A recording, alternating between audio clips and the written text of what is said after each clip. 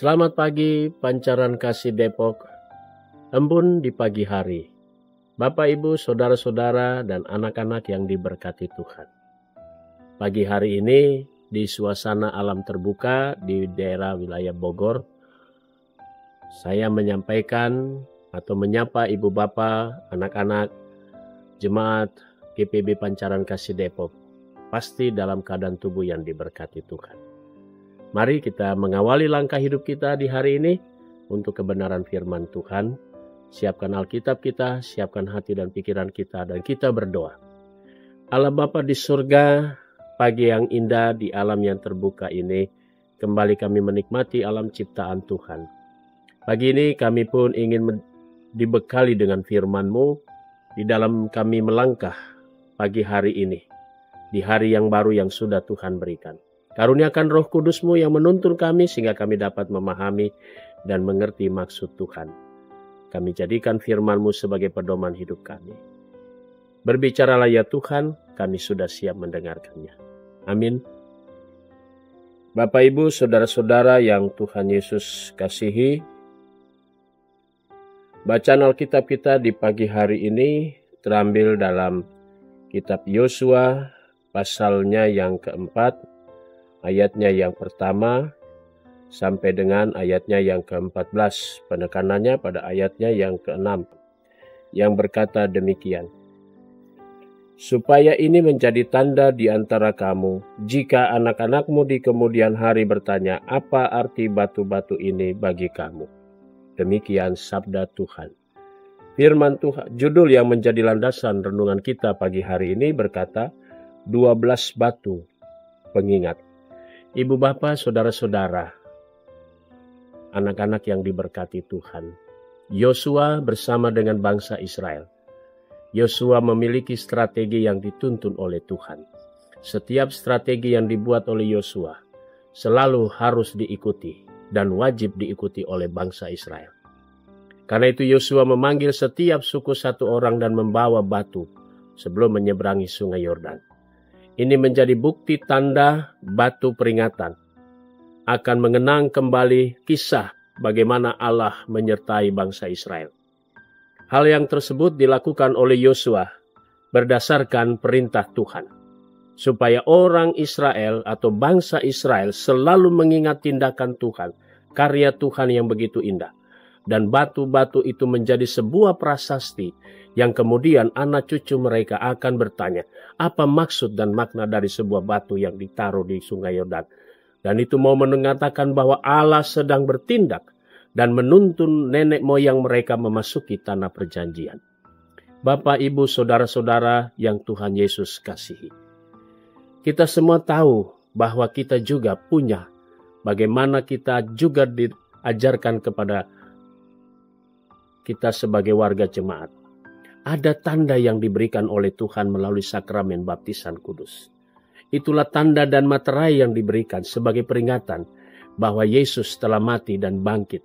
Dan kita semua, mulai dari kita, anak-anak kita pun diselamatkan dan diingatkan bahwa Yesus pada waktu dia dibaptis di sungai Yordan, dia juga masuk ke dalam dunia orang mati dan keluar dari baptisan itu, dia menunjukkan dia akan menjadi pemenang.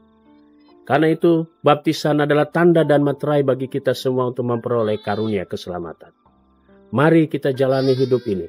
Mari kita lanjutkan dan mari kita ajarkan kepada anak-anak kita betapa pentingnya peringatan yang sudah dinyatakan melalui sakramen baptisan kudus itu. Sehingga kita selalu berpegang pada firman Tuhan. Selamat berkarya, teruslah kita memberitakan mulai dari kita, anak-anak kita, bahkan cucu-cucu kita dan generasi kita kemudian, supaya mereka mengenal Yesus adalah Tuhan dan Juru Selamat. Amin. Ibu Bapak, Saudara-saudara, mari kita satu di dalam doa. Bapa di surga, kembali kami datang padamu mengucap syukur atas segala berkat Tuhan. Pagi ini kami mau berdoa untuk jemaat-Mu, GPIB Pancaran Kasih Depok. Kami mau berdoa untuk jemaat Tuhan yang ada di 13 sektor pelayanan. Secara khusus kami mau berdoa untuk jemaat Tuhan yang ada di sektor Peniel, keluarga Bapak Fritz Tupitu, keluarga Bapak Christopher Yosias Salakori, keluarga Ibu Ivon Magdalena Haspes, keluarga Ibu Koti Sarayar, keluarga Ibu Lisbeth Simangunsong, keluarga Bapak Korles Haliwela. Tuhan memberkati keluarga-keluarga ini dengan berkat-berkat Tuhan. Kami mau berdoa juga untuk jemaat-Mu yang sakit, Ibu Nursariningsi Betai, Sektor Moria, dan Ibu Yaena Zebuahia. Tuhan berkati juga jemaat-Mu yang sakit di Sektor Getsemani, Bapak Ngelu Bangun, Ibu Elsia Sutopo Manarisip, Ibu Daruri. Tuhan memberkati saudara-saudara kami, orang-orang tua kami yang dalam keadaan tubuh mereka yang lemah. Tuhan Yesus memberkati mereka. Kami mau berdoa juga untuk jemaat Tuhan yang merayakan ulang tahun kelahiran. Kami berdoa untuk anak Geitsia, Elianza, Mikaela Kolo, anak Rafa, Immanuel Steri, saudara Willem Kauci, Ibu Ivon Wai, saudara Odit Salim, Ibu Nursariningsi, Ibu Melda Laura Hutajulu, Bapak Pendeta Emeritus Job Makinggung, saudara Mikael Yohansa, anak Caroline Evangeline Ngayo, saudari Yosi Karisma Sudibyo. Bapa di surga, Engkau berkati saudara-saudara kami yang pada hari ini bertambah usia, bertambah pula hikmat dari Tuhan. Kami berdoa juga untuk keluarga-keluarga yang pada hari ini bertambah usia perkawinan mereka. Keluarga Bapak Bambang Gunawan dan keluarga Bapak Stefanus Andi Budiarto. Tuhan Yesus memberkati sukacita keluarga-keluarga ini. Kami mau menyerahkan akan seluruh kehidupan jemaat-Mu, baik para presbiter, para diakon, para penatua dengan kehidupan, pelayanan, dan keluarga mereka. Berkati juga karya kerja mereka.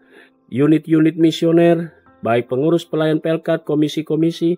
Juga kami berdoa untuk pegawai kantor gereja, koster, keamanan. Kami berdoa juga untuk badan pemeriksa perbendaharaan jemaat. Kami juga berdoa untuk vikaris. Tuhan Yesus berkati semua unsur yang ada di jemaat-Mu. Terima kasih ya Bapa di sorga. Kami mau mempertaruhkan seluruh langkah kami di pagi hari ini. Tuhan Yesus memberkati kami dimanapun kami berada dan karya kerja yang kami lakukan. Inilah doa kami, ampunkan dosa kami. Hanya di dalam nama Tuhan Yesus Kristus, Juru Selamat kami yang hidup, kami sudah berdoa dan mengucap syukur kepada Bapa di surga. Amin. Selamat pagi, selamat berkarya, Tuhan memberkati saudara.